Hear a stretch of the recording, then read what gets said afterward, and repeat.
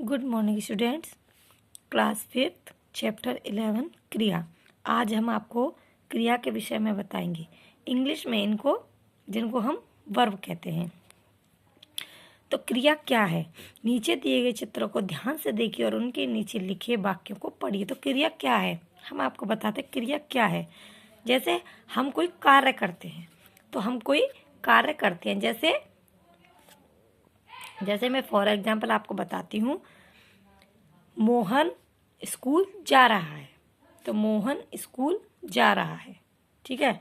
मोहन रहा है, मोहन क्या कर रहा है, तो बिना क्रिया के ये बिल्कुल भी वाक्य शोभा नहीं देता। मोहन रहा है, तो मोहन स्कूल रहा है, तो मोहन स्कूल रहा है, ये कोई सेंटेंस नहीं हुआ, क्योंकि बिना क्रिया के वाक्य अधूरा है। तो मोहन स्कूल जा रहा है, तो क्या कर रहा है, क्रिया कर रहा है, जा रहा है। तो देखिए क्रिया क्या होती है, पढ़ना, लिखना, दौड़ना, उठना, हंसना, रोना, बैठना, उठना आदि ये सारी क्रिया होती हैं। जैसे देखिए, नेहा पुस्तक पढ़ रही है, अनिल दौड़ रहा है, कमल पतंग उड़ा रहा है, शीना हंस रही है। कुछ क्रियाएं तो अपने आप ही होती हैं और कुछ क्रियाएं की जाती हैं। ये देखिए, ये सारी क्रियाएं हम कर रहे हैं, की जाती हैं, और कुछ क्रियाएं अपने आप ही होती है। जैसे कमल खिल रहा है, ठीक है, पर्वत से झरना बह रहा है, नदी से पानी बह रहा है। तो इस तरह से कुछ क्रियाएं होती हैं, कुछ क्रियाएं की जाती हैं। देखिए चित्रों को देख, हर चित्र में कोई ना कोई कार्य हो रहा है, ठीक है। अभी मैंने बताया था, नेहा पुस्तक पढ़ रही है, अनिल दौड़ रहा है, शीना हंस रही है, और कमल पतंग उड़ा रहा है। मतलब यहाँ कुछ ना कुछ कार्य हो रहा है। इसकी डेफिनेशन है, जिस शब्द से किसी कार्य का करना या होने का बोध हो। जिस शब्द से किसी कार्य के करने या होने का बोध हो, उसे हम क्या कहते हैं, क्रिया कहते हैं। अब आता है धातु और क्रिया। क्रिया का मूल रूप धातु कहलाता है। क्रिया का मूल रूप धातु कहलाता है। जैसे देखिए, मूल रूप क्या होता है, हम कहते हैं पढ़ना, तो क्रिया का मूल रूप छांटिए, क्रिया का मूल रूप हो जाएगा पढ़। क्या हो जाएगा, क्रिया का मूल रूप पढ़, ठीक है। मूल रूप को क्या कहते हैं, धातु, ठीक है। क्रिया का मूल रूप धातु होता है। जैसे मूल रूप धातु होता है, तो मूल रूप इसका हो गया पढ़, और धातु हो गया इसका ना। धातु हो गया, मूल रूप तो हो गया पढ़, धातु हो गया ना। तो क्रिया का मूल रूप धातु कहलाता है। जैसे दौड़, पढ़, हंस, उड़, घूम, चल, देख, है ना। मूल रूप ईसो आदि क्रिया के मूल रूप है। अभी मैंने बताया था, धातु में ना लगाने से क्रिया का सामान्य रूप बदल जाता है। धातु में ना लगाने से क्रिया का सामान्य रूप बदल जाता है। ये देखिए, क्रिया का मूल रूप धातु कहलाता है, तो क्रिया का मूल रूप धातु ये हो गया पढ़, तो इसमें हम ना लगा देंगे। धातु में ना लगाने से क्या हो जाता है, ये पूरा क्रिया का सामान्य रूप बदल जाता है, ठीक है। पढ़ना, उठना, क्योंकि पढ़ रहा है, दौड़ रहा है, हंस रहा है, उड़ रहा है, घूम रहा है, ये सारी तो क्रियाएं हैं। तो इन्हें हम धातु, मूल रूप धातु, मतलब ये धातु कहलाती है, ठीक है। क्रिया धातु कहलाती है, और स्पष्ट रूप से सुनने में जब आए, क्रिया धातु कहलाती है। और अगर हम इसमें ना जोड़ देते हैं, तो क्रिया का रूप बदल जाता है। पढ़ना, दौड़ना, लिखना, खाना, करना आदि। तो धातु और क्रिया। अब आपको पता है, हम कहेंगे धातु किसे कहते हैं, क्रिया का जो मूल रूप होता है, क्रिया का जो मूल रूप होता है उसे, मतलब पहला जो मूल रूप होता है पढ़, क्या कह रहा है, ये पढ़ ही रहा है, खेल, तो ये खेल ही रहा है। क्रिया का मूल रूप धातु कहलाता है। कर्म के आधार पर क्रिया के भेद। कर्म के आधार पर क्रिया के दो भेद होते हैं। अकर्मक क्रिया। अकर्मक क्रिया क्या होती है, जब केवल कर्ता और क्रिया मिलकर वाक्य को पूर्ण देते हैं, वाक्य में कर्म नहीं होता, उसे अकर्मक क्रिया कहते हैं। जैसे मोहन खा रहा है, मोहन खा रहा है, तो केवल इसमें ये देखिए करता है और क्रिया है, खा रहा है, इसमें करता है और क्रिया है, केवल इसमें कर्म नहीं है। मोहन खा रहा है, तो जिसमें केवल कर्ता और क्रिया होती है वो अकर्मक क्रिया, उसे अकर्मक क्रिया होते हैं। ये इस बात का ध्यान रख के, ज़्यादा समझने की जरूरत नहीं है। ये सिंपल तरीका है कि मोहन खा रहा है। अगर यह होता कि मोहन आम खा रहा है, तो हमें यह पता पड़ गई कि मोहन आम खा रहा है, तो ये सकर्मक हो जाएगी, ठीक है। तो जिस वाक्य में केवल कर्ता और क्रिया से ही वाक्य बने, वहाँ पर क्या है, अकर्मक क्रिया होती है, ठीक है। वहाँ कर्म नहीं होता। जैसे भी मैंने बताया, जॉर्ज हंसता है, सुहेल सो रहा है, दीपा खाती है। तो इस तरह से जब कर्ता की क्रिया का फल केवल कर्ता पर ही पड़ता है, या फिर केवल जब वाक्य में केवल कर्ता और क्रिया आते हैं तो वहाँ अकर्मक क्रिया होती है। अब आती है सकर्मक। अभी मैंने बताया था, ये देखिए सकर्मक है। अब ये अकर्मक था, वाल्मीकि ने लिखी, तो वाल्मीकि ने लिखी, ये तो हो गया आपका अकर्मक। अब वाल्मीकि ने क्या लिखी, तो वाल्मीकि ने रामायण लिखी। नगमा अभी मैंने बताया था खाती है, पहले खाली नगमा खाती है तो वो अकर्मक हो गया। नगमा फल खाती है, आदित्य खेलता है तो ये अकर्मक हो गया। और आदित्य क्रिकेट खेलता है, ये क्या हो गया, ये सकर्मक हो गया, जिसमें कर्ता, क्रिया और कर्म, कर्ता,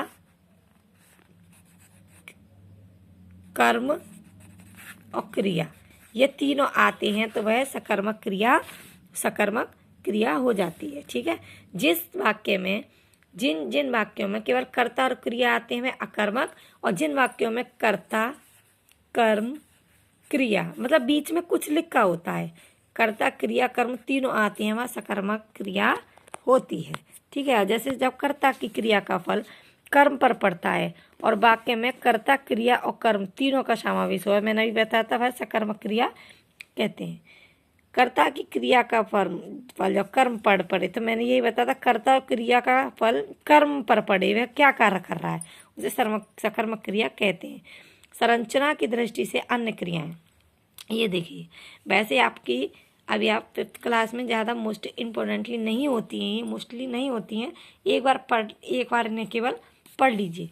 संयुक्त क्रिया, संरचना की दृष्टि से अन्य क्रिया है। तो संयुक्त क्रिया, जब 2 या 2 से अधिक क्रियाओं का प्रयोग होता है उसे संयुक्त क्रिया, मतलब उसमें मिली हुई होती है, 2 या 2 से अधिक क्रियाओं का प्रयोग होता है। जैसे आल्या पत्र लिख चुकी है, या फिर यह आए कि आलिया ने खाना खा लिया, या आलिया पत्र लिख चुकी है। तो जब 2 या 2 से अधिक क्रियाओं का प्रयोग हो तो क्या कहलाती है, संयुक्त क्रिया कहलाती है। लिख है और चुकी है, यह भी क्रिया है, चुकी है उसने काम कर लिया है, और लिख भी चुकी है। जिसमें 2 क्रियाएं आती हैं संयुक्त क्रिया कहते हैं। खाना है और खा लिया है, खाना भी है, खाना खा लिया, खाना है उसने खा लिया, दोनों क्रियाएं हो रही हैं। तो यहाँ पर 2 या 2 से अधिक क्रिया का प्रयोग वहाँ संयुक्त क्रिया होती है। द्विकर्मक क्रिया, जब एक वाक्य में 2 कर्म होते हैं, मतलब 2 लोगों के नाम होते हैं। रुचि ने प्रिया को पुस्तक दी, सोहा पौधों को पानी दे रही है। ठीक है। सोहा प्रिया, रुचि ने प्रिया को पुस्तक दी, सोहा पौधों को पानी देती है। तो पौधे और पानी अभी हो गए द्विकर्मक क्रिया, जहाँ पर 2 क्रिया एक संग आती हैं, जहाँ 2 कर्म होते हैं, है ना।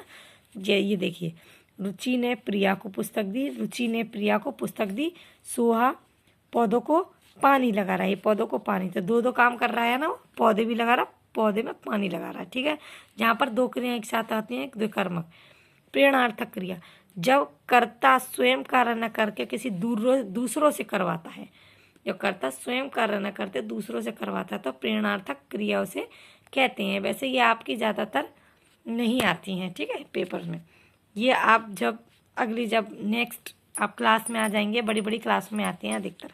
प्रेरणार्थक है जब कर्ता स्वयं ना करके दूसरों से काम करवाता है, तो प्रेरणार्थक क्रिया कहते हैं। सहायक क्रिया तो आप सभी जानते हैं, ठीक है, जब मुख्य क्रिया के साथ ऐसी क्रिया लगे जो वाक्य को पूर्णता देते हैं। ऐसे दिशा नाच रही है, तो नाच रहा है, रही है, रहा है। वह रोने लगा, या वह रो रहा है, तो रहा, रही, लगा, लगी जो लास्ट में वर्ड आते हैं। इन वाक्यों में नाच और रोना मुख्य क्रिया के शब्द हैं, लेकिन रही है और लगा क्रिया शब्द मुख्य क्रिया के साथ लगकर वाक्य को पूर्ण देते हैं। ये सहायक क्रियाएं होती हैं जो लास्ट में, जैसे पढ़ना लिखना, तो राम पढ़ रहा है तो सहायक क्रिया लग रही है उसमें, मीरा नाच रही तो सहायक क्रिया लग रही है। इस तरह से वाक्य के अंत में जो शब्द होते हैं उन्हें सहायक क्रिया कहते हैं। ठीक है। अब आता है ये पॉइंट पढ़िए, कर्म के आधार पर क्रिया के 2 रूप होते हैं, सकर्मक, अकर्मक। संरचना की दृष्टि से क्रिया के संयुक्त, द्विकर्मक, प्रेरणार्थक और सहायक क्रिया आदि भेद माने जाते हैं।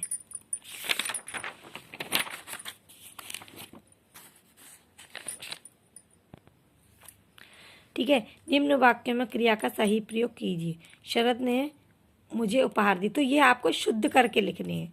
क्रिया में लिंग वचन का भी ध्यान विशेष रूप से दिया जाता है, ठीक है। शरद ने उपहार दी, तो ये आपको शुद्ध रूप करके लिखना है। मैंने यहाँ पे लिखा हुआ है बादल ने गर्जना किया, तो बादल ने गरजना शुरू किया। वर्षा ऋतु में सभी वृक्ष आमों से लद गया, तो आमों से सभी वृक्ष आमों से भर गए, लद गए ना। वर्षा ऋतु में सभी वृक्ष आमों से भर गए। तो चित्रों के अनुसार क्रिया का सही प्रयोग करिए, ठीक है। बच्चे खेल रहे हैं, नदी बह रही है, नदी कर रही है अपने आप ही, बच्चे खेल रहे हैं, व्यक्ति झाड़ू लगा रहा है, माली पानी दे रहा है या माली पौधों में पानी दे रहा है। तो इस तरह से देखिए, निम्नलिखित वाक्यों में प्रयुक्त क्रियाओं के भेद लिखिए। बच्चे दौड़ रहे हैं अकर्मक है, खाली ये कर्ता और क्रिया है। गुरुद्वारे में गुरु ग्रंथ साहिब पढ़ा जाता है, सकर्मक है। यहाँ पे कर्ता कर्म क्रिया तीनों है। निकिता गा रही है, अकर्मक। निम्न वाक्यों में सही क्रिया शब्दों का प्रयोग कीजिए। नदियाँ पहाड़ों से निकलती हैं या निकली। माँ ने पिताजी को चाय पिलाई। लता मंगेशकर ने मधुर गीत गाया। तो इस तरह से यहाँ पे क्रिया मैंने फिल कर दी है। निम्नलिखित क्रिया को सकर्मक रूप में बदल कर लिखिए। मैं खेलता हूँ, तो मैं गेंद से खेलता हूँ। नीरा गाती है, गीत गाती है, वह खा रहा है, वह आम खा रहा है। ये आपको खुद स्वयं करना है, यहाँ पे आपको स्वयं करना है। अब ये आपके क्वेश्चंस के आंसर्स मैं आपके पास भेज दूंगी।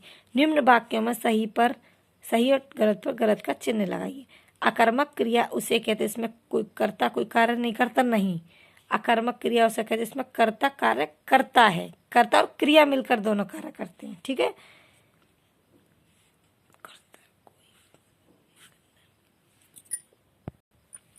वाक्य की जिस क्रिया के साथ कर्म न जुड़ा हो उसे अकर्मक क्रिया कहते हैं, बिल्कुल सही। दो या अधिक क्रियाओं का एक साथ प्रयोग करना संयुक्त क्रिया कहलाता है, बिल्कुल सही, ठीक है। असही विकल्पों का चयन कर उन पर सही का टिक लगाइए। क्रिया कहलाता है कार्य का करना या होना। जिस क्रिया में एक कर्म होता है उसे अकर्मक कहते हैं। जब कर्ता स्वयं कार्य न करके किसी दूसरे से करवाता है उसे क्या कहते हैं? प्रेरणार्थक। अभी मैंने आपको क्लियर करवाया, ठीक है बच्चों। ये आपका चैप्टर क्लियर हो गया बेटा। ये आपको क्रिया है समझनी है, पढ़नी है एक बार, ठीक है। लेकिन इनमें अकर्मक और सकर्मक क्रियाओं पर ज़्यादा ध्यान दें, यही पेपर में ज़्यादा आते हैं, ठीक है। और आपको ये चैप्टर क्लियर हो गया। और कोई और प्रॉब्लम हो तो आप मुझसे कॉल करके पूछ सकते हो कि बेटा। Thank you.